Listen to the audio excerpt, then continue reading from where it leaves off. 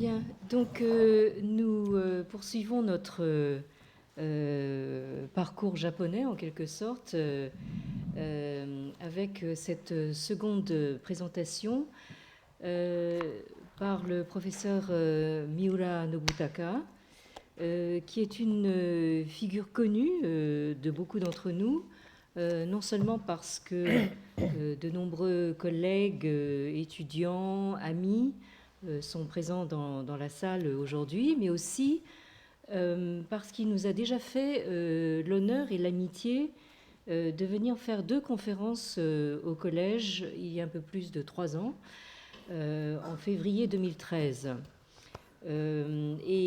Aujourd'hui, donc le professeur Miura est professeur émérite de l'université Chuo de Tokyo et administrateur délégué de la maison franco-japonaise à Tokyo. Alors sa position dans une institution comme la maison franco-japonaise, dont je rappelle qu'elle a été fondée en partie par Paul Claudel et un on pourrait dire capitaliste japonais, Shibuzawa Eiichi. Donc, cette maison franco-japonaise donc, illustre bien à elle toute seule tout le parcours et le destin de Miura-san, si je me permets de l'appeler comme ça, entre le Japon et la France, et le véritable pont qu'il incarne entre les deux. En effet, dès ses études universitaires à l'université de Tokyo, le professeur Miura s'est consacré à la langue et à la littérature française. Et on pourrait dire presque que pour Miura-san, la France est une histoire d'amour, hein, en quelque sorte. Hein. Bon. Il a ensuite partagé sa carrière d'enseignant-chercheur entre le Japon et la France. Il faut préciser que en France, il ne s'est pas cantonné à Paris, mais il a enseigné dans différentes régions de France, ainsi que en Belgique et en Suisse. Il a même poussé la curiosité jusqu'à aller en fait dans les Antilles françaises. Hein. Alors, le professeur Miura n'est pas seulement l'un des meilleurs spécialistes de la France au Japon, c'est aussi un intellectuel japonais engagé. Tout à l'heure, le professeur Murthy nous parlait de Takeuchi Yoshimi, qu'il a présenté comme un intellectuel engagé. Là, nous en avons un autre, donc toujours bien vivant, à l'esprit extrêmement ouvert et un défenseur convaincu des valeurs héritées des Lumières françaises, c'est-à-dire des valeurs démocratiques et républicaines. Et avec le professeur Higuchi Yoichi, qui a également été conférencier invité du Collège de France, le professeur Miura a été activement engagé dans le récent débat public au Japon sur la volonté de l'actuel gouvernement Abe de modifier donc la constitution japonaise en s'en prenant notamment au fameux article 9 et en essayant d'aller dans le sens d'une sorte de remilitarisation du Japon. Et donc le professeur Higuchi et le professeur Miura donc, se sont publiquement donc, opposés à cette initiative.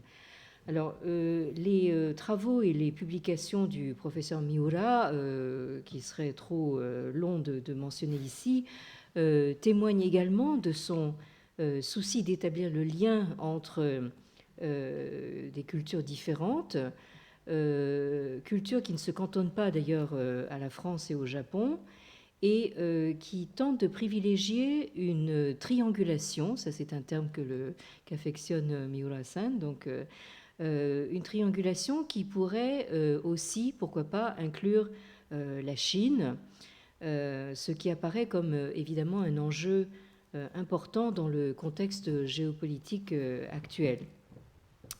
Et ces publications attestent de son intérêt pour des penseurs politiques emblématiques de l'esprit des Lumières comme Rousseau et Tocqueville du côté européen, mais aussi du côté japonais, donc Nakae Chōmin, né en 1847 et mort en 1901, et Kato Shōichi, né en 1919 et mort en 2008, donc deux intellectuels japonais dont il nous a parlé la dernière fois, ainsi que Maruyama Masao, donc né en 1914 et mort en 1996, il y a tout juste 20 ans, dont il va nous parler maintenant.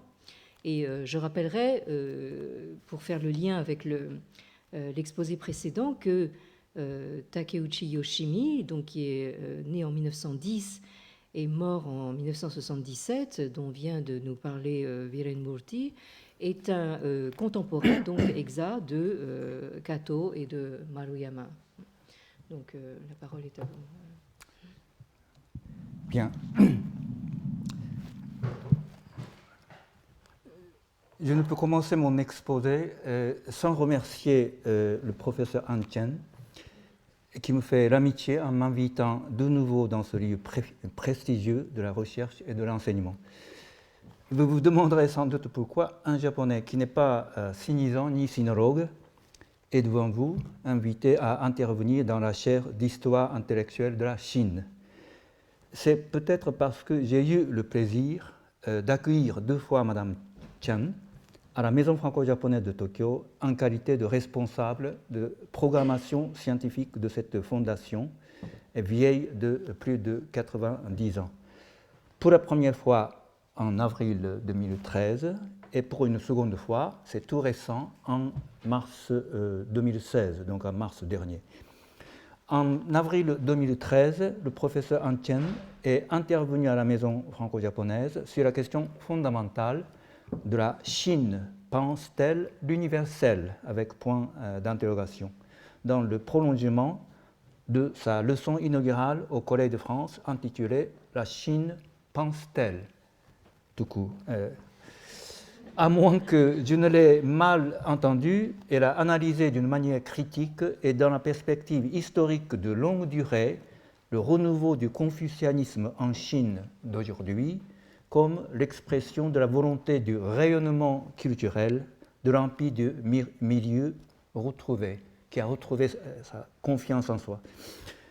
Avril 2013, c'est un mois après l'élection de comment prononce-t-on en français, Xi Jinping comme président de la République populaire de Chine, et 3 mois après le retour au pouvoir du parti conservateur de Abe Shinzo au Japon, au moment où la tension montait entre les 2 pays en raison du conflit territorial des îles Senkaku, en chinois Diaoyu. Mais bien entendu, on n'a entendu aucune allusion au sujet des relations diplomatiques sino-japonaises sur la bouche de la conférencière qui a traité le sujet qu'elle a choisi très dignement, très doctement, dans un cadre strictement scientifique et académique. Dans sa leçon, elle a accepté notre invitation donc, dans le cadre du grand débat de la Maison franco-japonaise de 2013, un des temps forts de notre maison que j'avais programmé à partir de 2001 en collaboration avec mon ami Pierre Suyri, directeur français d'alors à la Maison franco-japonaise, en invitant justement Kato Shōichi, la conscience du Japon de l'après-guerre, et Édouard Glissant, grand poète et penseur antillais, à s'entretenir sur le thème de globalisation ou créolisation, choc des civilisations ou dialogue des cultures. Ironie du sort, c'est juste 6 semaines avant les attentats du 11 septembre à New York. Depuis, nous avons eu l'honneur et le plaisir d'accueillir, par exemple, Pierre Nora de l'Académie française ou Pierre Rosanvallon, professeur au Collège de France, ou encore Jean-Pierre Chevènement comme penseur plutôt qu'homme politique de la Ve République. Et avec ces deux derniers, c'est le professeur Higuchi Yoichi de l'Académie du Japon et président de la Maison franco-japonaise, ancien plutôt, qui s'est entretenu sur un pied d'égalité. Je crois qu'il y en a beaucoup parmi vous qui ont assisté à deux conférences de cet éminent constitutionnaliste que Mme Chen a invité en juin 2014 au Collège de France. Et je ne peux m'empêcher d'ajouter que M. Higuchi a été le vieux sage intellectuel, 81 ans cette année, le plus lu, le plus écouté, le plus suivi l'an dernier dans le débat public et dans le mouvement citoyen contre les nouvelles lois de défense jugées inconstitutionnelles par la quasi-totalité des spécialistes en la matière. Par ces nouvelles lois de défense, le Japon a abandonné son pacifisme défini par l'article 9 de la Constitution de 1946 en renforçant l'alliance militaire avec les États-Unis. Comme pour préparer son engagement plus actif, M. Higuchi a publié à la fin 2014 un petit livre, mais très important, intitulé « Kato Shuichi et Maruyama Masao, Savoir et individu dans le Japon moderne ». Et c'est ce titre, avec les noms des deux grands intellectuels du Japon de l'après-guerre, comme référence majeure, qui m'a inspiré le sujet de mon exposé d'aujourd'hui. Je vous prie de m'excuser pour une parenthèse trop longue que je ferme ici. J'aurais aimé simplement rappeler à Mme Chen dans quel cadre de programme de débat d'idées elle a bien voulu accepter d'intervenir en mars 2013.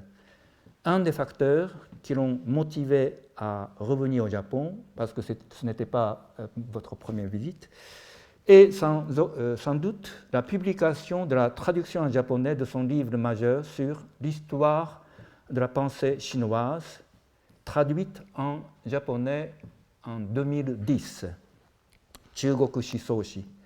Il aurait été certainement très intéressé à connaître le sort qui est réservé à son livre au Japon et le retour de l'expérience de ses traducteurs.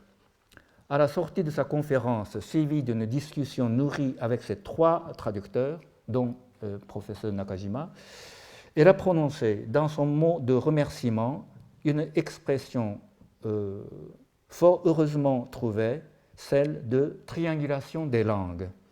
L'expression est fort heureuse parce qu'elle me semble avoir une vertu heuristique aussi importante que la triangulation des cultures, la méthode de comparatisme culturel théorisée et pratiquée par Kawada Junzo, anthropologue japonais, africaniste de formation méthodologique française, intellectuelle française, et grand ami de feu Claude Lévi-Strauss, professeur au collège, qui a visité plusieurs fois le Japon et laissé pas mal d'écrits sur la culture japonaise. La comparaison est mieux faite à 3 qu'à 2 pour mieux identifier soi par rapport à l'autre, en sortant de l'opposition stérile entre l'ethnocentrisme et l'exotisme, ou entre l'occidentalisme et l'orientalisme. Pour nous libérer du carcan de bilatéralisme culturel, il faut introduire un 3e terme de comparaison. Dans le cas de Kawada, c'était l'Afrique noire, qui est à la fois loin de la France et du Japon. S'agissant de la triangulation des langues, la traduction en japonais d'un livre français sur la pensée chinoise représente bien l'opération bien difficile mais fructueuse, puisqu'il s'agit d'une étude magistrale des textes classiques chinois effectuée selon la méthode philologique ou d'analyse française et traduite ensuite en japonais. Han Chen, traductrice des Entretiens de Confucius, est mieux placée que quiconque pour se rendre compte de la difficulté de la traduction de son Histoire de la pensée chinoise, non pas dans une autre langue européenne proche du français, comme l'italien par exemple, mais dans une autre langue orientale, voisine du chinois, mais non dénuée de faux amis. Traduire son livre en japonais, c'est comme si on voyageait de Pékin à Tokyo via Paris au lieu d'aller directement de Pékin à Tokyo, parce qu'il fallait reconstituer en chinois en traduisant sa traduction en français des concepts ou des textes chinois, n'est-ce pas? Donc, là aussi, on est dans le casse-tête, là.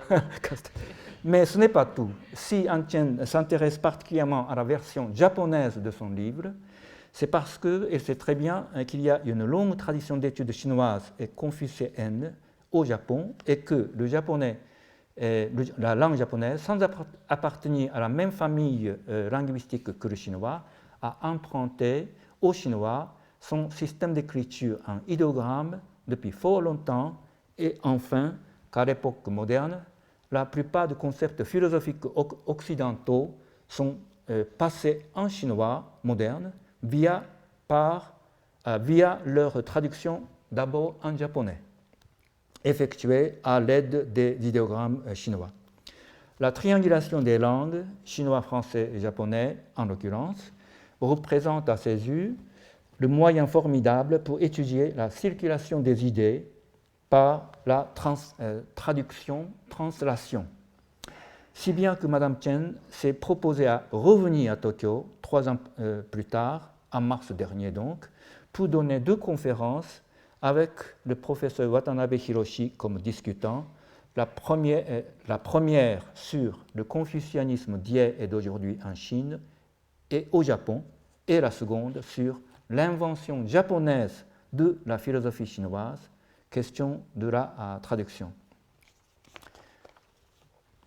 À propos du rôle de la traduction dans la modernisation du Japon, je vous envoie à l'entretien de très haut niveau entre Maruyama Masao et Kato Shuichi, enregistré vers 1990 et publié dans la collection Iwanami Shinsho sous le titre de Honyaku to Nihon no Kindai, traduction et la modernité japonaise.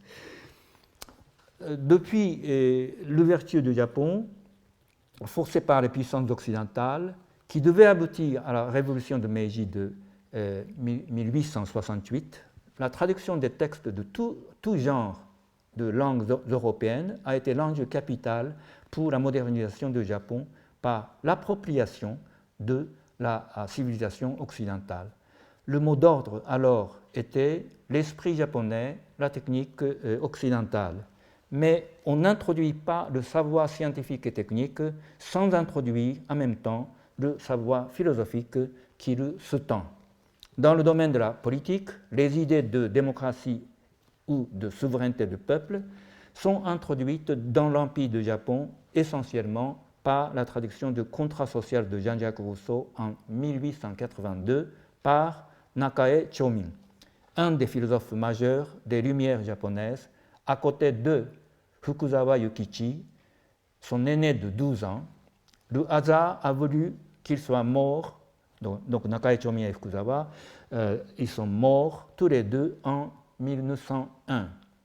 Et cette coïncidence ne peut pas ne pas rappeler que Rousseau et Voltaire, 2 grands des Lumières françaises, sont morts tous les deux en 1778, d'autant plus que l'on affirme souvent au Japon que Fukuzawa est le Voltaire du Japon et que Nakae Chomin le Rousseau de l'Orient.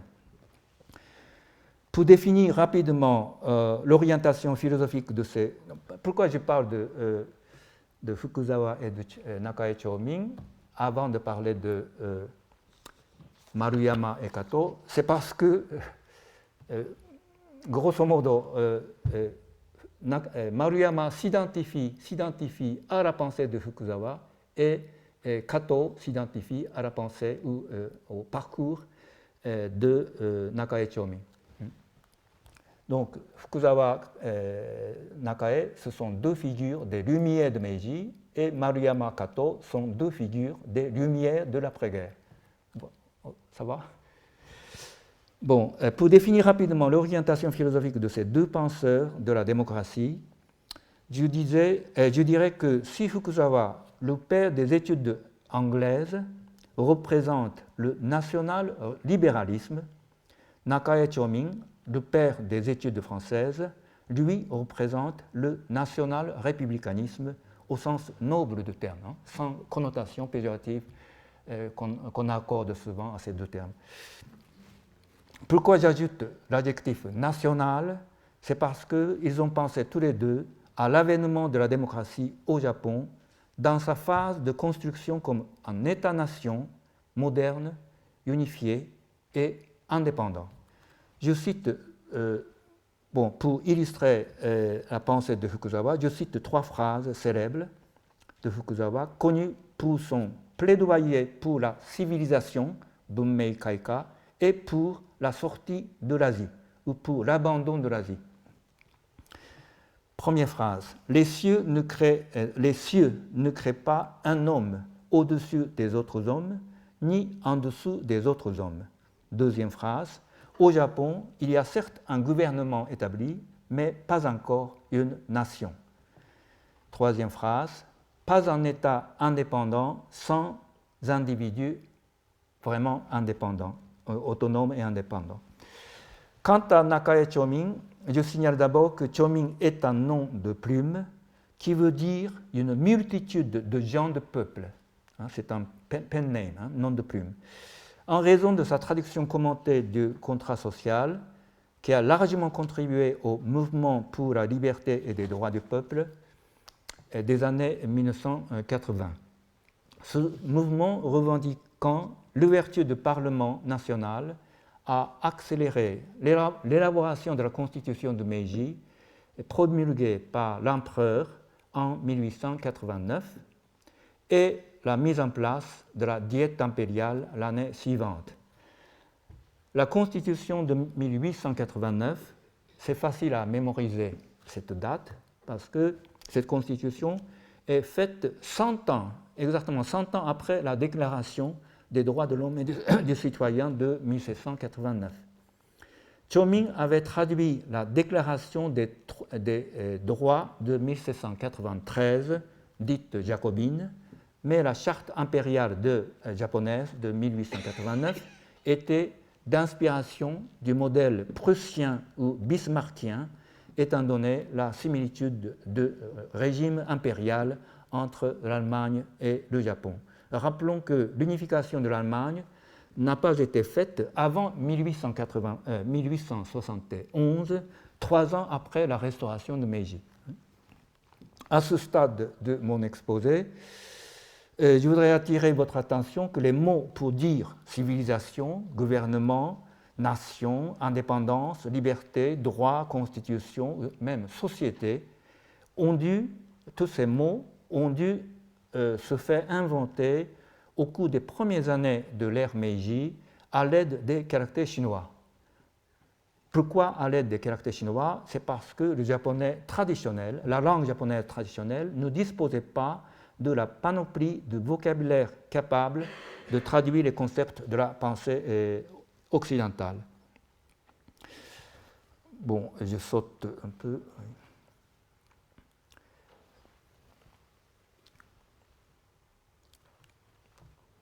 Ainsi,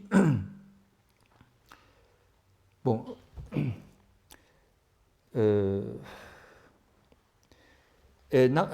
Nakae Chōming, qui a bien étudié la philosophie française, a déclaré qu'au Japon, il n'y a pas de philosophie digne de son nom. Et c'est pourquoi il a traduit le livre de Rousseau en chinois classique, et sa traduction a contribué, dans une certaine mesure, à faire connaître la pensée du philosophe genevois en Chine.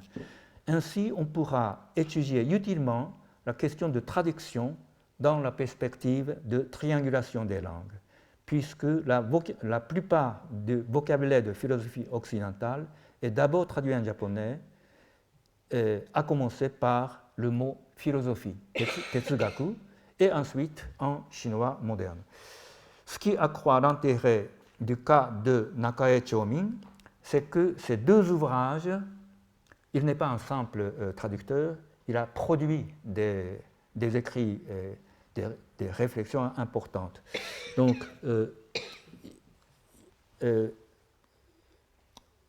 l'intérêt du cas de Nakae Chōmin, c'est que ces deux ouvrages sont disponibles en français, traduits en français, depuis plus de 10 ans, et qu'ils offrent des matériaux intéressants aux études sur la circulation des idées dans la perspective dialogique de l'aller et de retour. C'est exactement... Oui,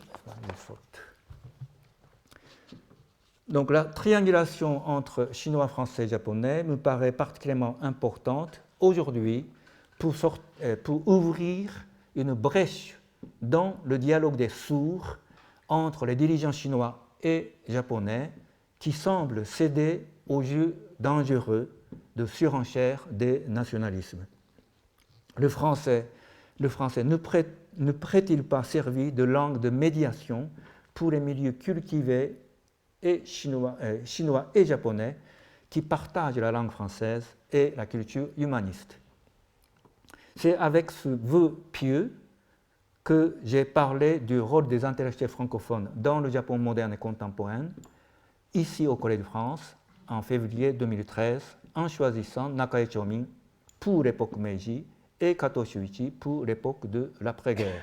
Deux figures qui reconnaissaient tous les deux une grande dette du Japon envers la civilisation chinoise. Kato Shuichi est mort en décembre 2008, mais il a demandé à son épouse, juste avant de mourir, de mettre 3 livres dans son cercueil, Bible, traduction en français, Bible, et la critique de la raison pratique dans la version originale allemande de Emmanuel Kant, et troisième, c'est les entretiens de Confucius. Ces 3 livres représentent bien la source de son inspiration, de sa culture, disons cosmopolite, très ouverte au monde extérieur.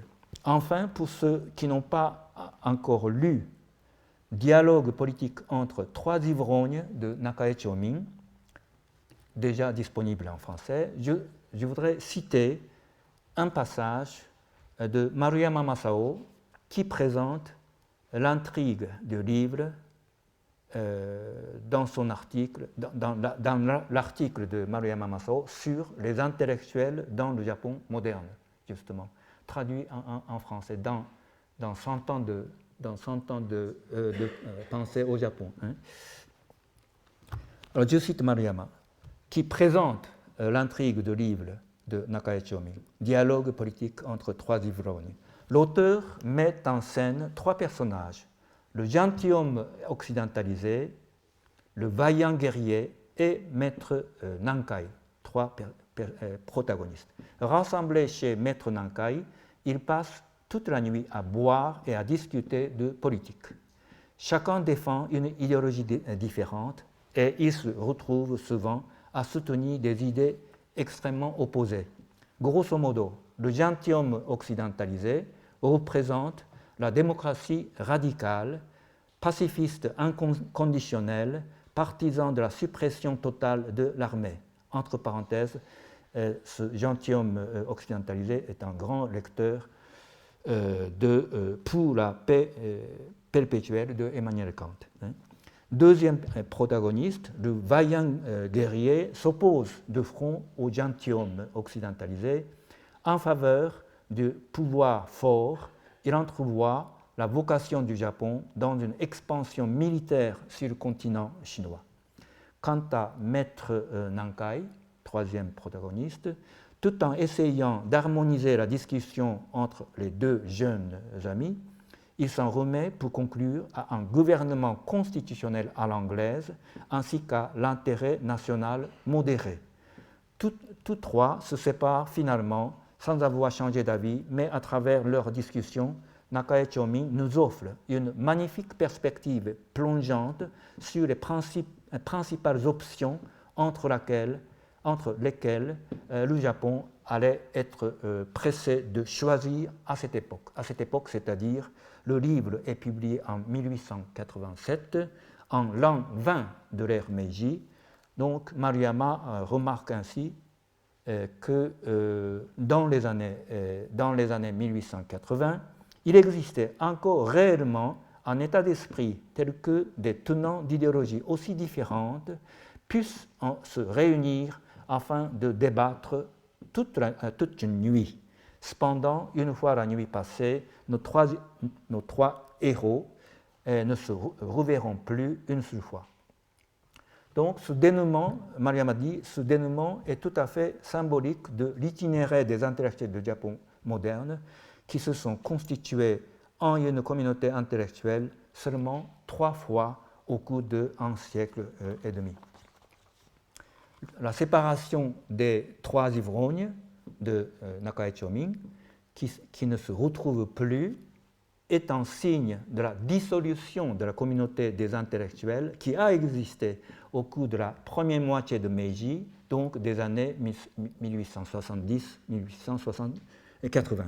La deuxième période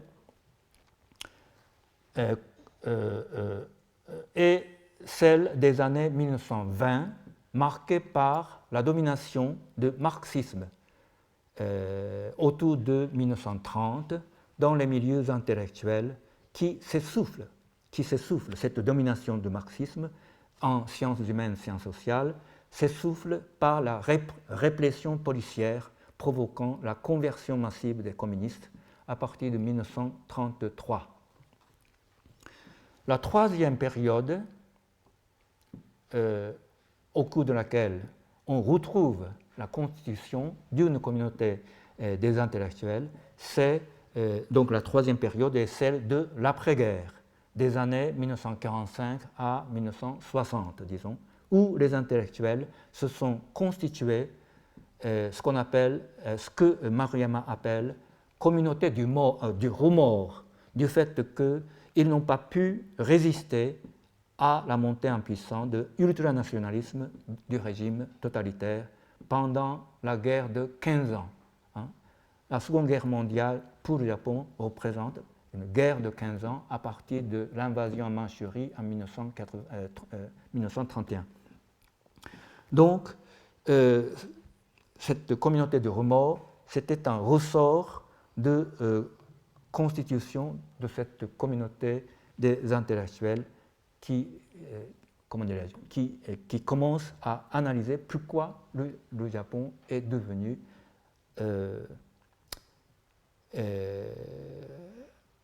une puissance fascisante, militariste.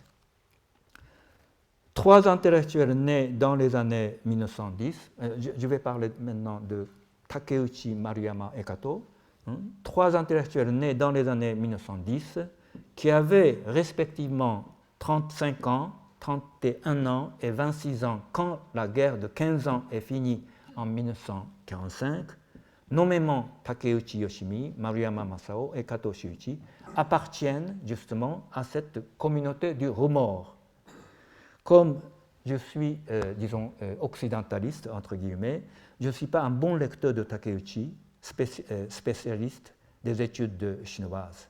Donc, j'étais très heureux d'écouter la conférence de Wilhelm, comment prononce-t-on, Marty, oui, Wilhelm Marty, sur Takeuchi, pour me faire une idée de la discussion entre ces 3 intellectuels de gauche, de sensibilités différentes certainement, mais liés par une sympathie amicale réciproque. Pour conclure mon exposé, j'ai encore 20 minutes, c'est ça? Ce n'est pas le moment de conclure, mais pour continuer mon exposé, je voudrais présenter ici rapidement les notes que j'ai rédigées à l'attention de M. Michel Vinocq, notre invité de l'an dernier pour le grand débat de la Maison franco-japonaise, en souhaitant que l'auteur, un grand historien, l'auteur de Siècle des intellectuels en France, et un minimum de connaissances de l'histoire des intellectuels au Japon pour entamer la discussion avec ses interlocuteurs japonais. Bon, on distingue, donc c'est une présentation un peu scolaire, hein, on distingue 3 âges de l'histoire du Japon moderne selon notre historiographie.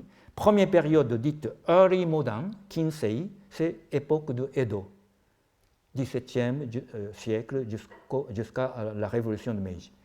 Deuxième période dite moderne, c'est Kindai, c'est de la révolution ou restauration de Meiji jusqu'à la défaite de l'Empire du Japon dans la Seconde Guerre mondiale, donc 1945.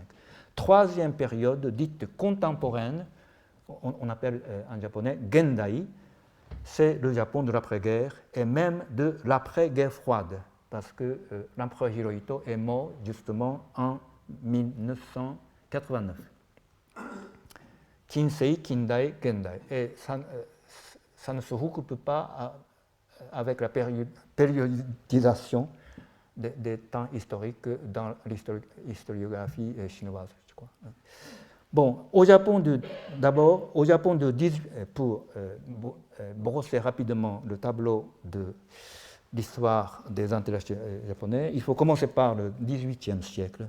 Au Japon du XVIIIe siècle, face aux études chinoises ou confucéennes déjà prédominantes, naissent les études nationales ou nativistes, ces études philologiques des classiques japonais, d'une part, et les études hollandaises, d'autre part.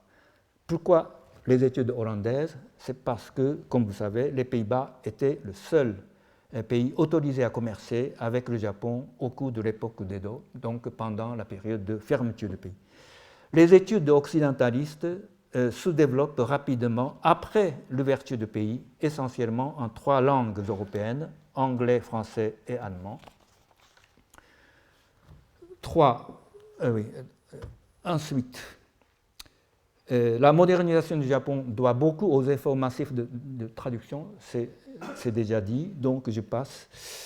Nishikawa Nagao, historien du courant postcolonial, justement, et fondateur des études de critique de l'État-nation, Nation State Studies. Le mot équivalent en français n'existe peut-être pas. Mais Nishikawa Nagao, historien de courant postcolonial et fondateur des études de critique de l'État-nation, relève deux tropismes contradictoires chez les intellectuels du Japon moderne.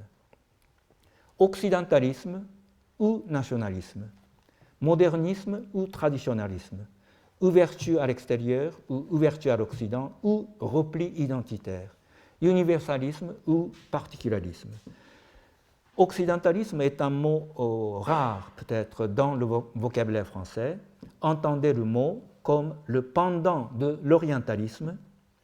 Donc il y a l'école des langues orientales, les chercheurs des civilisations des langues orientales se nomment orientalistes, n'est-ce pas? Donc dans le sens inverse, tous les chercheurs japonais qui étudient les civilisations, les littératures, l'histoire de l'Occident s'appellent occidentalistes. Et donc le mot occidentaliste n'est pas utilisé en français dans ce sens-là. Bon, donc la plupart des intellectuels progressistes étaient occidentalistes au Japon. Cette série d'oppositions entre occidentalisme ou nationalisme, modernisme, traditionnalisme, etc., se retrouve, je crois, chez les intellectuels allemands qui étaient tiraillés entre les Lumières à la Kant et le romantisme allemand à la RDR, entre la civilisation et la culture, entre deux notions de la nation politique et civique et la nation culturelle et ethnique. Donc, je crois que les intellectuels allemands du XIXe siècle étaient tiraillés entre ces deux pôles, comme les intellectuels japonais. Et Et en Russie aussi, on retrouve le clivage entre les modernistes pro-européens et les nationalistes slaves. Il s'agit d'une schizophrénie propre aux intellectuels des nations dites latecomers en anglais, qui arrivent donc avec retard dans la course de la modernisation par rapport aux civilisations avancées, aux nations avancées comme Angleterre et la France. Par ailleurs, entre l'occidentalisme et le nationalisme, je parle du cas du Japon, entre l'occidentalisme et le nationalisme, il y a justement l'asiatisme, dont Takeuchi Yoshimi a très bien analysé l'ambiguïté et l'évolution problématique. D'un côté, je schématise, d'un côté, il y a dans un premier temps un asiatisme révolutionnaire qui privilégie la solidarité du Japon avec ses voisins asiatiques en faveur des réformes démocratiques de ces derniers. Par exemple, je ne sais pas comment prononce-t-on, Sun Yat-sen a mis en place donc une association, un club pour la révolution chinoise à Tokyo 1905 avec l'aide des asiatistes japonais. C'est la première version de l'asiatisme, donc en faveur de la solidarité asiatique. Mais de l'autre côté, il y a dans un deuxième temps un asiatisme, disons, interventionniste qui justifie l'expansion militaire du Japon en Asie au nom de la libération des peuples asiatiques subjugués par les puissances occidentales. Donc le Japon va jouer le rôle de libérateur des peuples opprimés asiatiques. Mais ça se traduit par donc, les actions militaires d'expansion envers le continent. Il serait donc intéressant et utile de comparer l'asiatisme japonais au pan-germanisme ou au pan-slavisme. Je ne suis pas capable de le faire, mais il serait intéressant de faire cette comparaison triangulaire. On constate chez certains intellectuels japonais, au niveau individuel, le basculement de leur position de occidentalisme en nationalisme. On constate aussi dans l'histoire de la modernisation du Japon, donc au niveau national, à l'échelle nationale, le cycle d'alternance entre l'ouverture et le repli, ou pour mieux dire, entre le désir d'occidentalisation et le besoin de l'affirmation de l'identité nationale. L'originalité de la thèse salutaire de Kato Shuichi sur le caractère hybride de la culture japonaise, publiée en 1955, au retour de son voyage d'études en France pendant 3 ans. Donc, l'expérience française, son séjour en France pour étudier sur place l'histoire et l'état actuel de la civilisation occidentale, non seulement en France, mais en Allemagne ou en Europe en général, ça c'est capital dans le cas de Kato. Donc, il a publié en 1955 le caractère hybride de la culture japonaise. Donc, l'originalité de sa thèse réside justement dans sa critique à la fois de l'occidentalisme béat et naïf et du nationalisme culturel qui essentialise l'identité japonaise. Donc c'est une bataille sur 2 fronts. Il faut partir du constat, du fait du métissage culturel qui s'est effectué aux couches profondes de la société japonaise pour construire son avenir. Nous sommes en 1955. 10 ans après la défaite de Japon, destruction complète de Japon par la défaite. Cette thèse de l'intellectuel le plus cosmopolite du Japon de l'après-guerre ne relève pas du discours sur la japonité, dite Nihonjinron, ni du discours de modernisme occidentaliste. Convaincu des valeurs universelles de l'humanisme et des droits de l'homme, Kato a été d'un bout à l'autre l'avocat de la diversité culturelle, sans tomber dans le leurre du relativisme culturel ni dans celui du chauvinisme national.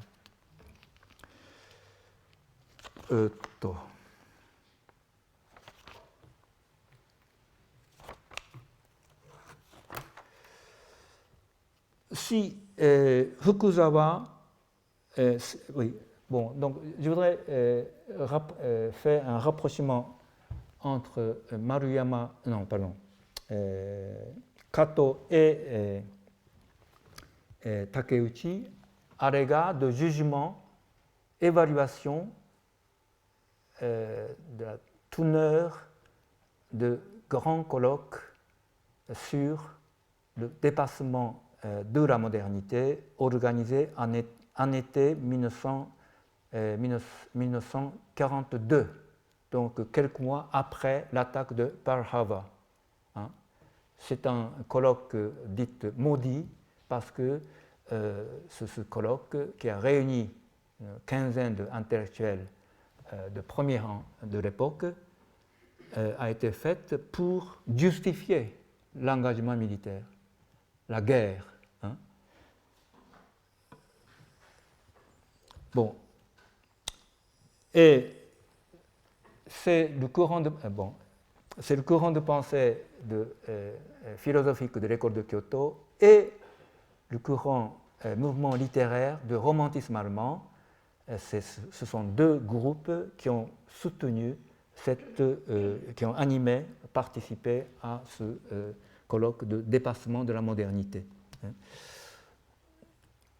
Alors, si Fukuzawa est l'avocat de la civilisation et de la modernisation du Japon par l'occidentalisation, c'est, je cite un autre nom, c'est Yasuda Yojuro, qui est né en 1910 comme Takeuchi, Yasuda Yojuro, le chef de file du romantisme japonais, qui revendique le retour à l'esprit proprement japonais en déclarant en 1935 la clôture de la modernisation par l'occidentalisation.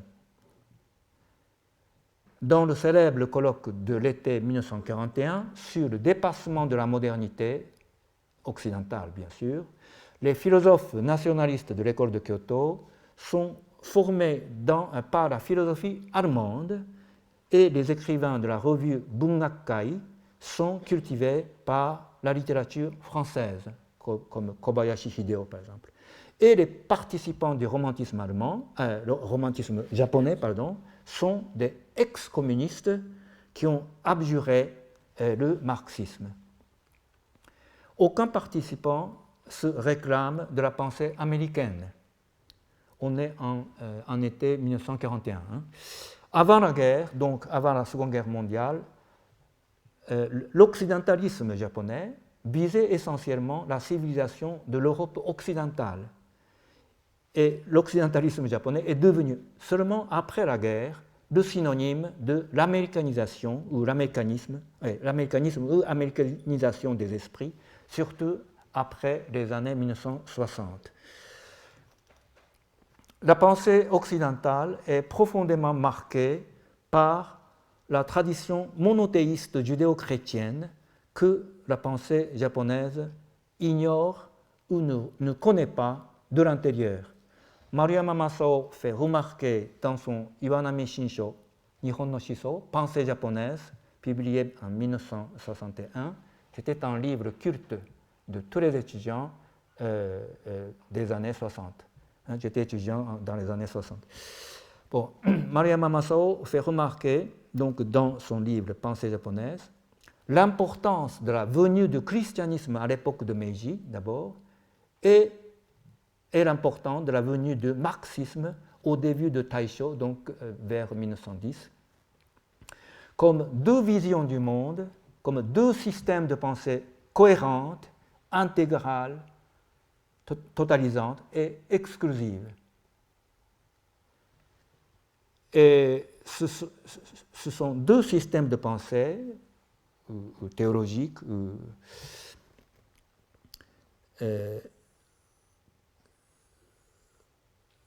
qui ont fait totalement défaut dans la tradition de la pensée japonaise. Par ailleurs, les premiers socialistes japonais ont été souvent chrétiens. Le Parti socialiste japonais est constitué dès 1901. Le manifeste du parti marxiste est traduit au début du XXe siècle. Il faut remarquer aussi que les plusieurs œuvres complètes du monde, les premières œuvres complètes dans le monde de Marx et Engels sont publiées en japonais entre 1928 et 1932, dont le premier tome est vendu en 150 000 exemplaires. Le débat sur le capitalisme japonais, opposant deux écoles marxistes, Kozaha et Ronoha, est bien connu. La littérature prolétarienne aussi a connu un essor dans les années 1920. Le Parti communiste japonais est fondé en 1922, bien sûr tout de suite interdite. Donc c'était un PC japonais a dû travailler clandestinement. Donc la littérature prolétarienne aussi a connu un essor dans les années 20 jusqu'à la répression policière de 1933-34. Encore 5 minutes. Je saute plusieurs passages. Si c'est un assemblage des notes en bas de page, en quelque sorte. Donc, je saute quelques passages pour un peu de coq à l'âne. Si l'affaire de Dreyfus est un moment fondateur dans la naissance des intellectuels en France, l'épisode qui noircit l'histoire des intellectuels japonais est l'affaire de crime de lèse-majesté de 1910, qui se conclut par la condamnation à mort des 24 socialistes anarchistes, dont 12 sont exécutés en janvier 1911. Il est appelé aussi, cette affaire est appelée aussi l'affaire Kotoku, selon le nom de Kotoku Shusui, le fondateur du Parti communiste et l'auteur de L'impérialisme, le spectre du XXe siècle. Ce livre aussi est disponible en français. Donc, son livre sur l'impérialisme précède le livre de Lénine sur l'impérialisme. Et en plus, Kotoku Shusui est le disciple direct de Nakae Chomin. Donc, on peut établir une sorte de généalogie de la pensée, pensée progressiste, radicale, de gauche, de Nakae Chomin vers Kotoku Shusui. Il est connu aussi, Kotoku, donc, qui est pendu donc, dans cette affaire de lèse-majesté de 1910. Kotoku est connu aussi pour sa campagne contre la guerre russo-japonaise de 1904 à 1905. Il est supposé chef de complot d'assassinat contre l'empereur. Mais la ligne des droits de l'homme n'est pas créée au Japon. On n'a pas eu un Zola japonais, la répression policière étant tellement forte. En 1911, la Corée est annexée et la révision des traités inégaux signés en 1958 est enfin achevée et accomplie. donc la possession d'une colonie, met le Japon sur le même rang des puissances occidentales. Donc, en 1911, le Japon a enfin réussi à tout réviser, les traités inégaux avec les puissances occidentales qu'il était obligé de signer un demi-siècle avant. De la même manière, le Japon n'a pas connu un mouvement de résistance comparable à la résistance en France, étant donné que les forces démocratiques et antifascistes étaient jetées en prison et réduites au silence, d'où l'expression « la communauté du remords », selon Maruyama, qui s'établit entre les intellectuels au lendemain de la guerre de 15 ans. La responsabilité des intellectuels dans la guerre étant des sujets de débat les plus importants dans le Japon de l'après-guerre.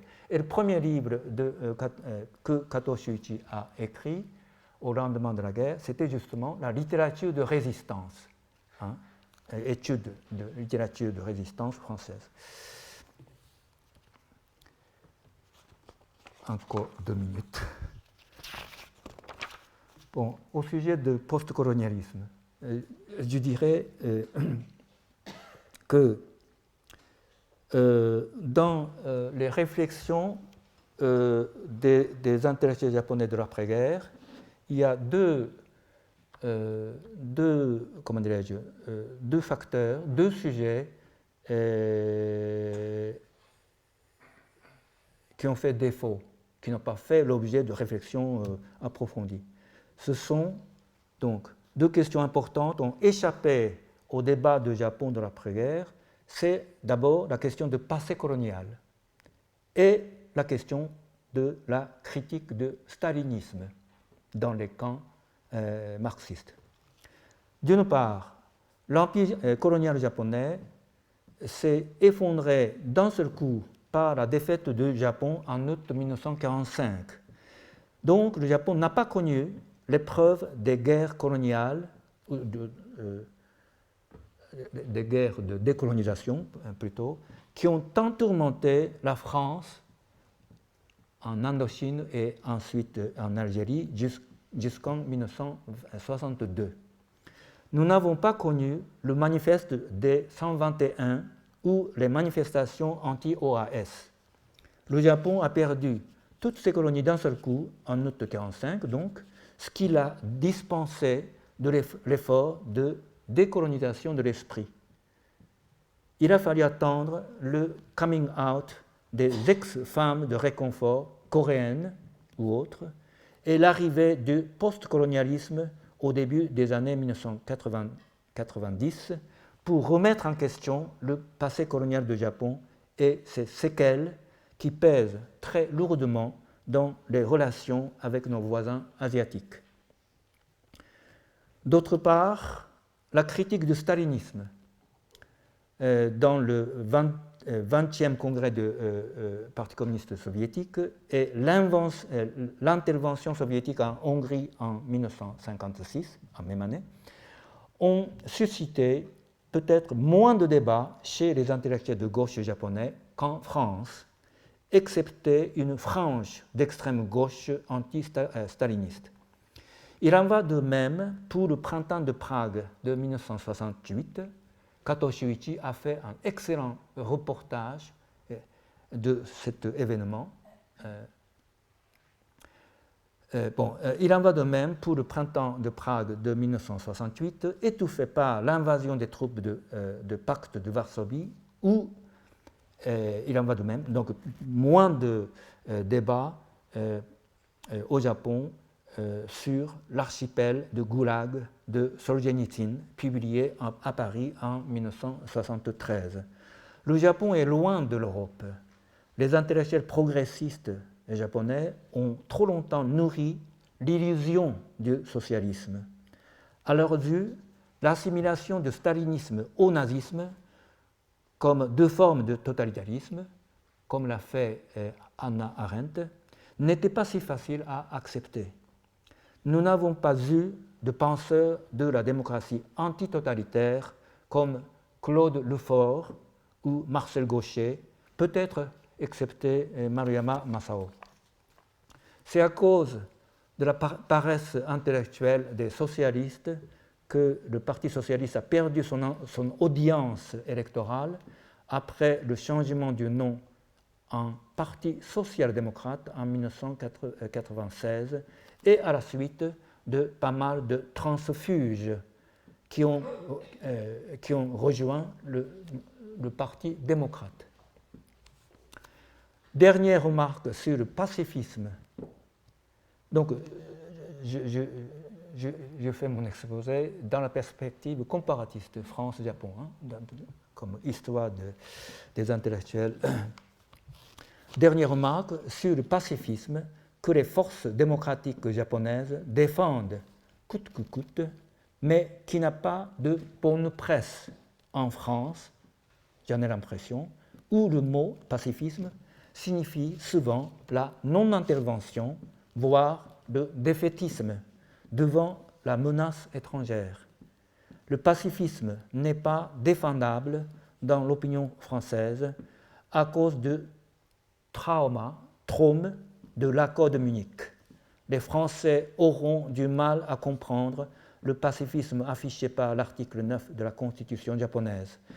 Dans le sens inverse, le Japon ne peut pas prendre pour sa politique de sécurité la dissuasion nucléaire à la française. Il faut signaler aussi la contradiction du pacifisme japonais qui pourrait paraître hypocrite dans la mesure où la sécurité japonaise est censée être garantie par le traité de sécurité nippo-américain et par le parapluie nucléaire américain. Le pacifisme japonais n'est pas fondé sur la neutralité armée comme c'est le cas en Suisse. À propos de donc sur le pacifisme, sur la politique de dissuasion nucléaire française, et Kato Shuichi et Oe Kenzaburo se sont montrés très critiques. Hein. Et pourtant, ce sont grands francophiles, francophones, beaucoup de sympathie envers la France, mais sauf sur ce point-là. Voilà. Merci beaucoup de votre attention.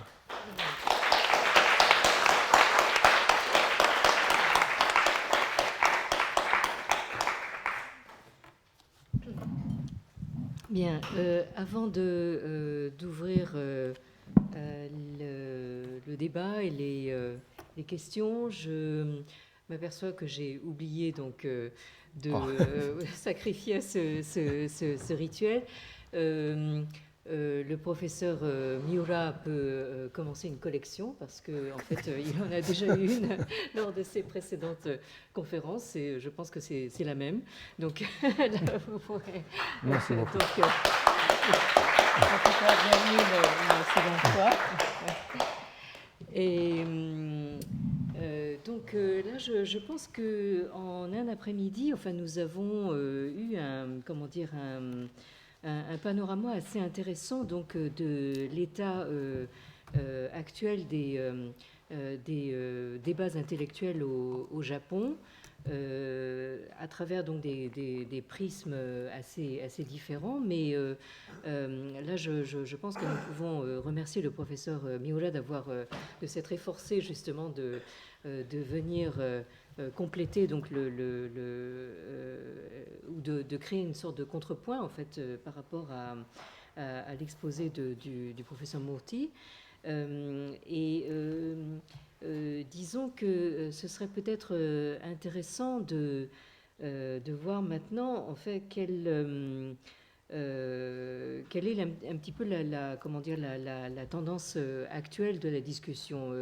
Là, je crois que vous avez fait un point intéressant justement sur la question du pacifisme. En France, effectivement, le mot a des connotations assez particulières du fait de facteurs historiques. On se souvient évidemment de l'esprit munichois, etc. Enfin, donc effectivement, le terme n'a pas exactement les mêmes connotations qu'au Japon. Mais actuellement, est-ce que vous diriez que cette question du pacifisme est vraiment au centre, au cœur du débat public ou, Au Japon? Oui. Oui. Oui. Oui. Donc, bien sûr, les discussions tournent autour de cette question de la réforme de la Constitution de 1946. Mais au fond, il y a quand même cette question justement du pacifisme, en fait, c'est ça. Oui, j'ai parlé des nouvelles lois de défense adoptées en septembre l'an dernier, malgré un grand mouvement citoyen contre ce projet de loi. Auparavant, le gouvernement Abe a changé l'interprétation de l'article 9 pour, comment dirais-je, légitimer le projet de ces nouvelles lois. C'est-à-dire, même dans le cadre de l'article 9, le Japon peut faire la guerre, envoyer ses troupes à l'extérieur quand, en tandem avec les troupes américaines, bien sûr, quand la sécurité du Japon se sent gravement menacée. Et donc, au nom de défense collective, donc droit de défense collective, qui n'était pas, comment dirais-je, reconnu dans l'interprétation officielle d'une succession des gouvernements jusqu'ici, mais le gouvernement Abe a changé d'interprétation. Donc, sans changer la Constitution, ils ont donc fait adopter ces nouvelles lois de défense pour faire la guerre, pour aller vite. Mais ils ne se sont pas contentés de cette nouvelle loi. Maintenant, ils vont attaquer directement la Constitution. Donc, c'est le grand sujet de débat cette année. Oui. Bien. Excusez-moi, j'ai oublié de parler de Takeuchi à l'égard de colloque sur le dépassement de la modernité. Parce que c'est après la guerre, et Maruyama et Kato ont condamné ce colloque de dépassement de la modernité, justifiant comment dirais-je, l'expansion militaire, l'engagement militaire du Japon au cours de la Seconde Guerre mondiale, au nom de la construction de souffert de coprospérité de l'Est d'Asie. Et donc, après la guerre, personne n'a osé de revenir sur ce débat. On a condamné une fois pour toutes ce colloque maudit. Et c'est Takeuchi Yoshimi qui a ouvert le débat, donc en invitant des gens, ses collègues, à réfléchir de nouveau sur la nature du débat, en publiant un article justement intitulé Le dépassement de la modernité, en 1959. Et c'est à partir de là que le débat est comment dirais-je, réanimé, réexamen de ce colloque. Et vous n'avez pas comment dirais-je, parlé de cet article de Takeuchi à l'égard du dépassement de la modernité. Est-ce que vous avez, comment vous avez comment dirais-je, situé son article? Oui. C'est une question que j'aurais aimé vous poser après votre